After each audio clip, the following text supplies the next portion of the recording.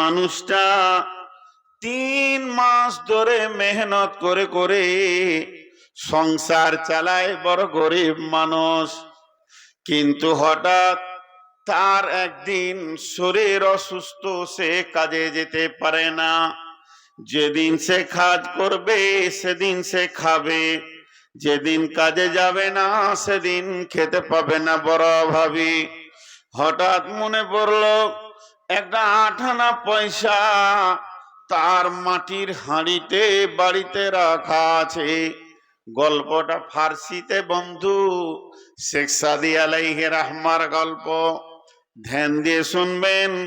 ওই মুরব্বিটা বাড়িতে গিয়ে হাঁড়িটাকে হটিয়ে দেখছে, তখনও পর্যন্ত 8 আনা কয়েনটা রাখা আছে।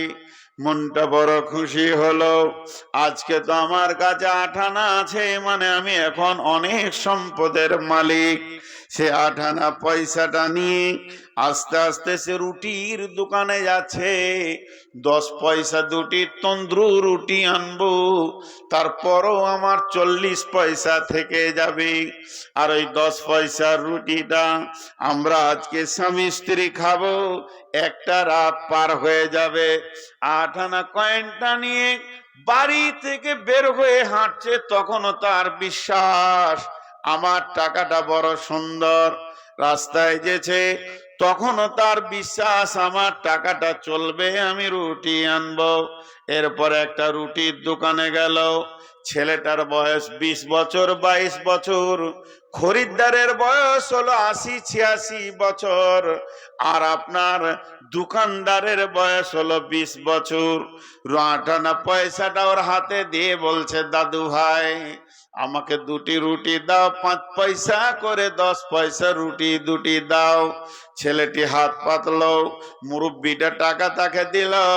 ছেলেটা 2 বার টাকাটা এইভাবে নাচিয়ে দিয়ে হালকা মুচকে হেসে বলছে, দাদু আপনার 8 আনাটা অচল, এই 8 আনাটা আপনার চলবে না, এটা আর কেউ নেবে না, সমাজে এটা অচল হয়ে গেছে।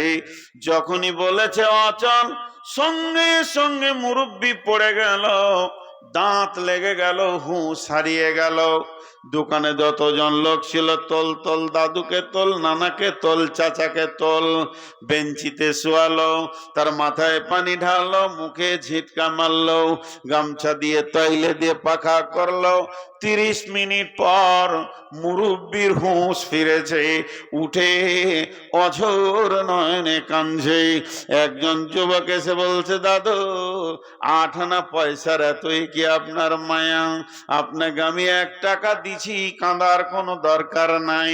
আর একজন বলছে, দাদু ভাই 8 আনা পয়সা কি আপনার কাছে এত গুরুত্ব? তখন মুরব্বি বলছে, না ভাই, আমি 8 আনা পয়সার জন্য কাঁদিনি। আমি কেন কেঁদেছি তাহলে তোমরা শোনো। 8 আনা পয়সাটা যখন বাড়িতে ছিল, আমার বিবেক জ্ঞান বুদ্ধি বলছে পয়সাটা চলবে। আমি যখন রাস্তায় আনি তখনও জানি পয়সাটা চলবে।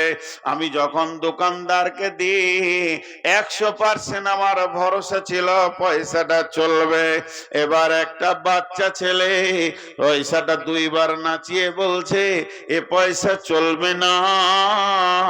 তখনই আমি ভেবে নিলাম আমার জিন্দেগির চয়েসের কোনো মূল্য নাই, আমি কিছুই জানি না, কিছুই চিনতে শিখি নাই।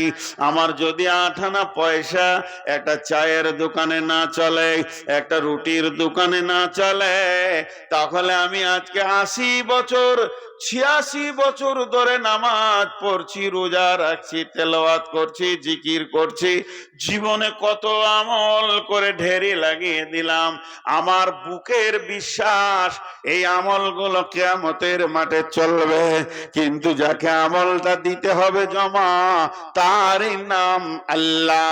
আল্লাহকে যখন আমি আমার নামাজ রোজাগুলো দিব, আল্লাহ যদি একবার বলে দেয়, হতভাগারে তোর জিন্দেগির একটা আমল চলবে না, সেদিন তোমরা কে আমাকে চালিয়ে দেবে বলো?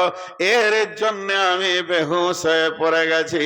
আমি যখন পয়সা চিনতে পারিনি, তাহলে আমার আমলের ব্যাপারে অনেক অনেক অনেক অনেক সন্দেহ থেকে গেছে।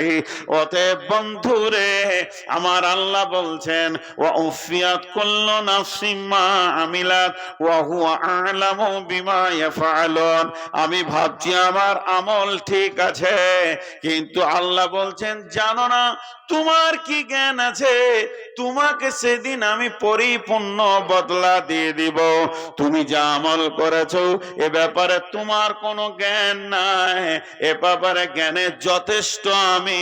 ওয়া হুয়া আ'লামু বিমা ইয়াফআলুন। তুমি পৃথিবীতে কি করে এসেছো এটা আমি জানি।